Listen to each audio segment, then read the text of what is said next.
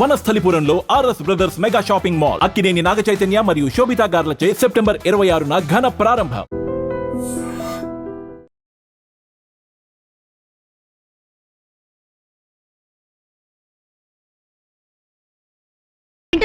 నిన్నే ఏమిటైనా సార్ ఇంతకీ నన్నేం చేయమంటావు? ఆ పుస్తకం పక్కన పారేసి నూతులోంచి నీళ్లు తోడు. ఆ పని చేయడానికి అమ్ముంది. పోనీ పేడ పిసికి పిడకలే. చిచి, పేడ వెధ వాసన వస్తుంది, నా వల్ల కాదు. ఆహా, పేడ వాసన రాకపోతే మరే వాసన వస్తుందట? రేపటి నుంచి ఆవులకి గేదెలకి కుర్తులకు ఆ సెంటు కలిపి పెడతాను, అప్పుడు చేద్దు గాని సెంటు పిడకలు. మొహం ఎలా ఉందో చూడు, అరటి డొప్పలాగా. నోరుముయి, నీ మొహమే ఉంది కొండ ముచ్చులాగా. నీ మొహమే ఉంది పెంట కుప్పలాగా. కోతి, నోరు మూస్తావా? నువ్వు నోరు మూసుకో. ఏయ్, నువ్వు నోరు మూయి ముందు. నువ్వు నీ నోరు మూసుకో ముందు. అబ్బా, తెల్లారిందో లేదో మొదలు. ఏమొచ్చిందే మీకు? నాకేమీ రాలేదు. ఉందిగా నీ ముద్దుల పెద్ద కూతురు. ఈవిడ గారేమో మహారాణిలా కూర్చుంటుందట, పనులన్నీ నేను చేయాలట. అసలు నాకు తెలియకడుగుతాను, ఏమిటి ఈవిడ గారి గొప్ప? దాని సంగతి నీకు తెలుసు కదే. నువ్వు చేయగలిగినంత వరకు చెయ్యి, మిగతా పనులు నేను చేస్తాను. ఏమిటి అక్క చెల్లెళ్ళు ఇద్దరు చెట్టుపట్లు ఆడిపోతున్నారు? నువ్వేమైనా అన్నావా? అయ్యో, ఏమన్నా అంటే ఊరుకుంటారు మీ పిల్లలు? ఇది రోజు ఉండే భాగవతమే గాని ఎందుకో పిలిచారు చెప్పండి. ఓ 300 ఇవ్వు. 300? ఎందుకు? తర్వాత చెప్తాను, ముందు. ఏమిటండి తర్వాత చెప్పేది? ఊళ్ళో ఎవరికో ఏదో వచ్చి ఉంటుంది, తాగుతున్న అమ్మా అని తయారయ్యారు ఉపకారానికి. నెమ్మదిగా మాట్లాడు, ముందు. నేను ఇవ్వనండి. ఇవ్వవు? ఇవ్వను. నా కోపం వస్తుంది. ఏం చేస్తారు? ఏమైనా చేస్తాం. నేను ఇవ్వనంతే. ఇవ్వమంటున్నాను. ఇప్పుడు చెప్పాను. Silence silence silence. తూర్పున సూర్యుడు ఇంకా దిద్దనే లేదు, మీరు అప్పుడే కాకా గాఘా మామాల దాకా వచ్చేసి గుణింతాలు దిద్దేసి చాచా చీచీలు అనేసుకుంటున్నారన్నమాట. మీకు బొత్తిగా భయం లేకుండా పోయిందిరా. అయినా వీధిలో అంతమందిని కూర్చోబెట్టి ఆడవాళ్ళతో తగురేట్రా నీకు? పద పద పద పద పద పద. అది కాదురా పంతులు, ఇప్పుడు ఆ సుబ్బన్నగాడు లేడు. ఎందుకు లేడు? ఉన్నాడు. వాడు పారిపోకుండా ఇద్దరు మనుషులు పట్టు కూర్చున్నారు వాడిని. అది కాదురా, వాళ్ళ అమ్మకి జబ్బు చేసింది, మందు ఇప్పించకుండా ఎక్కడా ముసిల్దాన్ని చంపేస్తాడో నాకు భయమేసి వాడిని నానా చేవాట్లు పెట్టి ఒరే వెధవా ఇంటికి రారా 300 ఇస్తాను అని చెప్పి. ఇస్తానంటారు. ఉపకారానికి ఊరిని ఉద్ధరించడానికి మనకున్న 25 ఎకరాల పొలాన్ని 5 ఎకరాలు చేశారు. 2 ఆడపిల్లలు పెళ్లికి ఎదిగిన ఎత్తి మీద కూర్చున్నారు. ఆ రాంబాబు దయదలిచి వ్యవసాయం చేస్తున్నాడు. కనీసం ఎరువుల కన్నా డబ్బులు ఇవ్వకపోతే ఏం బాగుంటుంది? ఆ డబ్బు తీసుకెళ్లి ఎవరికో ఇస్తానంటారు. మీరైనా చెప్పండి మాస్టారు, ఇలా అయితే ఈ సంసారం ఏం బాగుపడుతుంది? అర్థమవుతుందమ్మా, అర్థమవుతుంది వీడి వెధవ బుద్ధి. ఒరేయ్, కాస్త జాగ్రత్తగా వినరా. సంసారానికి మగాడు కూడికి లాంటి వాడురా. ఊరికే తెచ్చి పడేస్తూ ఉండాలి. భార్య గుణకారం లాంటిది, భర్త తెచ్చిన దాన్ని రెట్టింపు చేస్తూ ఉండాలి. పిల్లలు ఎలాగూ మైనస్లే కదా, అంటే తీసివేతలన్నమాట. ఒరేయ్, నీకున్నది 2 ఆడపిల్లలు, వాళ్ళకి పెళ్లిళ్ళు పేరెంటాలు చేయవా? ప్లస్ గా ఉండవలసిన నీవే ఇలా మైనస్ గా తయారైతే ఎలారా? కాస్త బుద్ధి తెచ్చుకోరా, కాస్త బుద్ధి తెచ్చుకోరా. ఇదిగో వీడు ఉత్త తెలుగు మాస్టారు, వీళ్ళ లెక్క నువ్వేం పట్టించుకోకు. ఈవేళ నా పరువు కాపాడు. పరువు అన్నాక చేస్తానా? తెస్తాను ఉండండి. జానకి, బావకు టిఫిన్ పట్టుకెళ్ళమ్మా. పట్టుకో. అదే మరదల పిల్ల సరిగ్గా సమయానికి వచ్చావే. ఇవాళ ఏరువా కదా, నువ్వు పూజ చేసి కొబ్బరికాయ కొట్టిన నాగలికి ఎదురుగా వచ్చావంటే ఈ ఏడాదంతా బంగారం పండిస్తానే. మరీ అంత బంగారం పండితే తిండి గింజల కోసం జనం ఇబ్బంది పడిపోతారు గాని, ఇదిగో ఈ టిఫిన్ నీకిమ్మని అమ్మిచ్చింది. ఇది తినేసి నీ కొబ్బరికాయ నువ్వే కొట్టుకో. అదే కుదరదే, ముందు దీని సంగతి తెలుసుకోడా. అవతల నాకు చాలా పనుంది, నేను వెళ్ళాలి. నీకు అసలు బుద్ధిందా? చెట్టిందా బావ గారిని, కాబోయే మొగుడు గారిని నోరు తెరిచి కొబ్బరికాయ కొట్టమని అడిగితే నాకు అవతల పనుందని వెళ్ళిపోతావా? తిమ్మిరిగా ఉందా? జాగ్రత్తగా మాట్లాడు. కాబోయే మొగుడట ఎవరు చెప్పారు నాయనా? ఒకళ్ళు చెప్పేదటే ఏంటది? దీని ఇష్టం వచ్చిన మాట్లాడితే నువ్వు నా మేనమామ కూతురివి, కాబోయే అత్త కూతురివి. ఇదిగో నీకు కూడా తెలియకుండా పెళ్లి చేసుకునే అధికారం నాకుందా? మోటు మనిషివి నువ్వు. సరసానికి నీటిగా ఉంటే కుదరదే, మోటుగానే ఉండాలి, అప్పటికైనా అందం. ఆగలే, దేవుడి చెరువులో తీసుకురా. ఆ తర్వాత నేను వస్తా. పదండి, చేసుకుని పలహారం చేసుకోండి. పోండి. ఎక్కడిగా నువ్వు? మళ్ళీ ఏమొచ్చింది? ఇక ప్రేమగా టిఫిన్ తెచ్చిందనివి తినిపించే బాధ్యత లేదు. తినిపించా. చాలే సబ్బడం, కోరికలు కోట్లు దాడుతున్నాయి. నాకు పనుంది, నేను వస్తాను. వస్తుంది. ఇదేం మరదల పిల్లండి, ఇదేదో కంచు వ్యవహారంలాగా ఉందే. ఎవరినైనా అర్థం చేసుకోవచ్చు కానీ దీన్ని మాత్రం అర్థం చేసుకోవడం కష్టం. అరే, టిఫిన్ తీసుకొచ్చి పెట్టినా పెడితే మళ్ళీ మొత్తం. అయ్యో, అసలు బుద్ధి లేదు బావా. టిఫిన్ మాత్రం తెచ్చింది, పచ్చడి అక్కడే వదిలేసింది. ఓహో, పచ్చడి వదిలేటి వెంట నన్నే వదిలేసి వెళ్ళిపోయింది. నేను తినిపిస్తాను. వదిలేవే, నేను తింటాలేవే. అదేం కుదరదు, నువ్వు లోపలికి పదా. అబ్బా, మరదలో ఉండవే నీ సరసను, నీకున్న ఏంటి టిఫినా? ఏం టిఫినే? ఆహా ఇడ్లీ దోశలు ఇదేంటో అబ్బో కొబ్బరి చట్నీ ఏంటో విశేషం? విశేషం ఏముంది కొత్తగా? మరదలు రోజు టిఫిన్ తీసుకొచ్చి దగ్గర కూర్చొని బావగారికి తినిపించడమే విశేషం. ఆ అన్నట్టు ఇవాళ వంట చేసుకోవద్దని చెప్పింది అమ్మ. భోజనం మా ఇంటి దగ్గరే.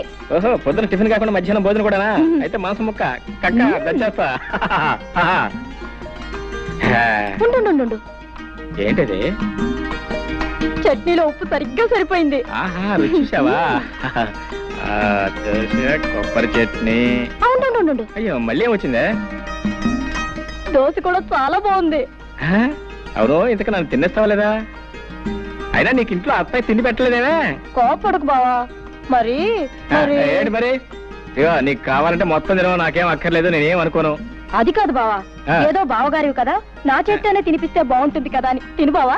ఆహా చిన్నప్పటి నుంచి నువ్వే తినిపించా పాపం, లేకపోతే మా తింటే తెలీదు. ఇదిగా మరి ఇక్కడి నుంచి వెళ్తా లేదా? సరే బావవి నా చేత్తోనే తినిపిద్దామని ఆశపడ్డాను. ఓ పంచే, నువ్వు తినిపించు, నేను తింటాను. అట్టగా టిఫిన్ తేవడేమో నా కోసం తీసుకొచ్చింది, తందింటేమో సరిపోయాక నాకేం మిగులుతుంది? ఓ శ్వాస పెట్ట.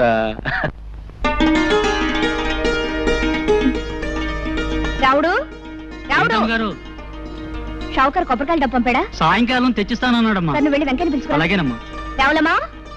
రావులమ్మా ఏమిటి అలా ఉన్నావు?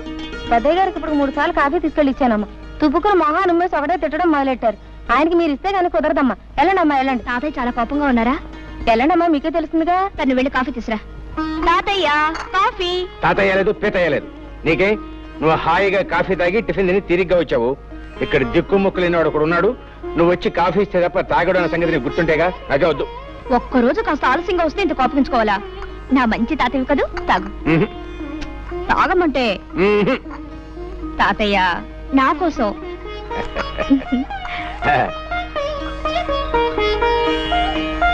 అబ్బా అద్భుతంగా ఉందమ్మా. ఆ పని మనిషి ఇందాకిస్తే అవతల పారేశాను, అసహ్యంగా ఉందని.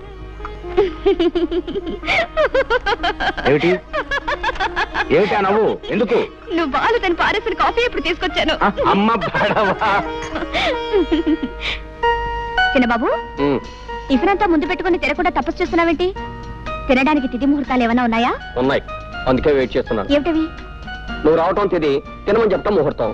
రోజు నువ్వు చెప్తా అలవాటు అయిపోయి నువ్వు రాకపోతే అసలు తినబుద్దే కావటం లేదు. నువ్వు పట్నంలో ఉన్న 4-5 సంవత్సరాలు ఏవి తినకుండానే ఎలా బ్రతికావు? అదేమిటి? అక్కడ నేను లేనుగా.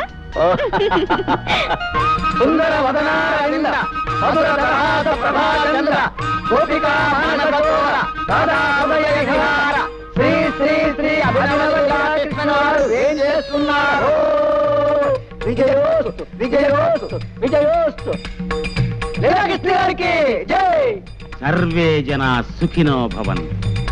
బృందావన విహారానికి వేళయింది, పదండి. లీలాకృష్ణుల వారికి స్వాగతం, గతం గతం సుస్వాగతం. సుఖీభవ షావుకారు, సుఖీభవ. సంతకాలు పెట్టేసి కాగితాలు రెడీగా ఉన్నాయి, తీసుకుని డబ్బిచ్చేయి.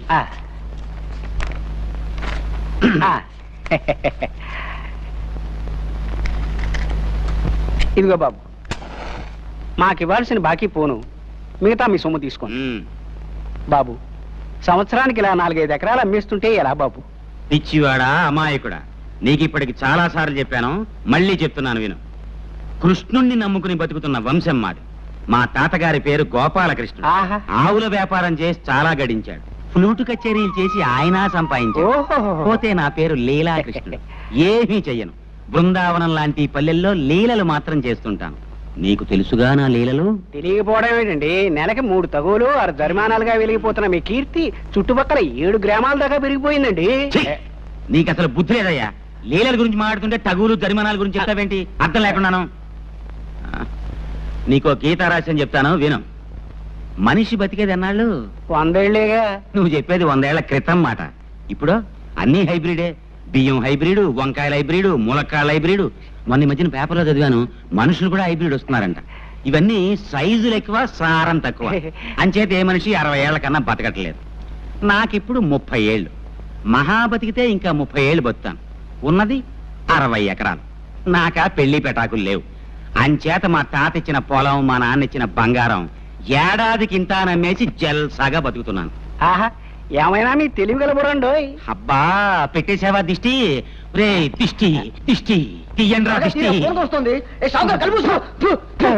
ఇరుగు దిష్టి, పొరుగు దిష్టి, ఈ ఊరు దిష్టి, ఆ ఊరు దిష్టి, వడ్డీ వ్యాపార దిష్టి, సారా కొట్టు దిష్టి, షావుకారు దిష్టి.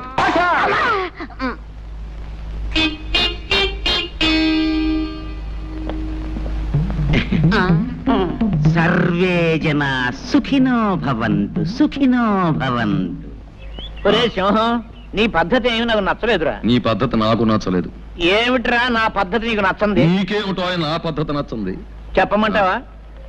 ఊళ్ళో ప్రతివాడి అవసరానికి అడ్డం పడిపోయి ఉపకారం అనే పేరుతో ఉన్నదంతా తగలబెట్టేస్తున్నావు. రే పిచ్చి పంతులు, నన్ను మాట చెప్పమంటావా? మనిషి అన్నవాడు ఎవ్వరికీ ఉపయోగపడని బ్రహ్మచముడు తుప్పలా బతకూడదరా. 10 మందికి ఉపయోగపడే కరివేపాకు చెట్టులా బతకాలి. అది చూడు, కోసే కొద్దీ చిగురిస్తుంటుంది. మనం అంతే. అలాగే తాలింపులో వేసుకుంటారు, తినేటప్పుడు తీసి అవతల పడేస్తారు ఆ కరివేపాకుని. నీకు బుద్ధి ఉందిరా వేధవా? నువ్వే వెధవ. నువ్వే వెధవి. నువ్వే వెధవ. నువ్వే వెధవన్నారు వెధవి. నువ్వే వెధవన్నారు వెధవి. నేనే వెధవనా? నేను వెధవనా? నువ్వు కాదు. నువ్వు కాదు. ఏంటి మామూలు ఇద్దరు పోరాడుకుంటున్నారు? ఏం లేదండు, ఏది చెప్పినా బెత్తం బుచ్చుకు మరీ బుద్ధి చెబుతాడు. నేనేం చంటుకురానా? పంతులు గారు కదా. అలా చెప్తే కానీ వీడికి బుద్ధి లేదు. సర్లే, ఎరువులకు పట్నం వెళ్తాన్నావు, వెళ్ళేటప్పుడు మీ అత్తయ్యని అడిగి డబ్బు తీసుకెళ్ళి. వెళ్ళక్కడ ఉంది డబ్బు. వెంకటకి ఎప్పుడో ఇచ్చేసాడు అన్ని వెదవకౌర్లు. నోర్మి. అది కాదండు. నాకు తెలిసిన మావయ్య, నువ్వు ఇలాంటిది ఏదో చేస్తావనే డబ్బు నేను సిద్ధంగానే పెట్టుకున్నాను. వస్తా పొలంలో పర్వాలేదు. సాయంకాలం రచ్చబండ దగ్గర తగు ఉంది. ఏది ఆ లీలాకృష్ణ గారు తగ్గనా? తొందరగా వస్తా పంతులు గారు. ఆగండి ఆగండి, పంచాయతీ పెద్దలారా ప్రజలారా శాంతించండి. అసలు జరిగింది చెప్పేస్తాను. ఆ అమ్మాయి నడిచి వెడుతోంది. నా చేతికి వాచి లేదు. టైం చూద్దామని పవిత్రంగా అమ్మాయి చేయబట్టుకున్నాను. అంతే, నేనేదో మానభంగం చేయబోతున్నానని భయపడిపోయి పీక తెగిన మేకలాగా అరవటం మొదలెట్టింది. నేను భయపడి నోరు నొక్కేశాను. ఇంతలో ఈ రాంబాబు వచ్చి నన్ను ఎడాపెడా వాయించేశాడు. అసలు నన్ను అపార్థం చేసుకుని అన్యాయంగా వాయించేసిన ఈ రాంబాబుకి వేయండి జరిమానా. యథాబద్ధాలాడు. నువ్వు ఆ అమ్మాయిని అల్లరి పెట్టావు కాబట్టి నేను చేయి చేసుకోవాల్సి వచ్చింది. మర్యాదగా నిజం ఒప్పుకో. ఏంటలా మీద మీదకి వస్తున్నావు? మళ్ళీ వాయించేస్తావా? నీ మొహాన్ని నేను మళ్ళీ వాయించాలా? మర్యాదగా చేసిన తప్పు ఒప్పుకుని క్షమాపణ పెడుకున్నావా సరే, లేకపోతే నేను కాదు వీళ్ళంతా కలిసి అంటారు. మావయ్య, జరిగినట్టు చెప్పాను. తర్వాత తీర్పు మీ పెద్దల ఇష్టం. వస్తా. ఆడేమంటాడు, ఆడేం చేస్తాడా? ఆడికి వేయాల్సిందే శిక్ష. సుబ్బమ్మ పట్ల ఈ లీలాకృష్ణ అసహ్యంగా అసభ్యంగా ప్రవర్తించినందుకు 500 రూపాయలు జుర్మానా విధించడమైనది. ఇది పంచాయతీ తీసుకున్న నిర్ణయం. ఏమంటావు రత్తయ్య బావా? ఇంకో 100 అయితే బాగుంటుందేమో.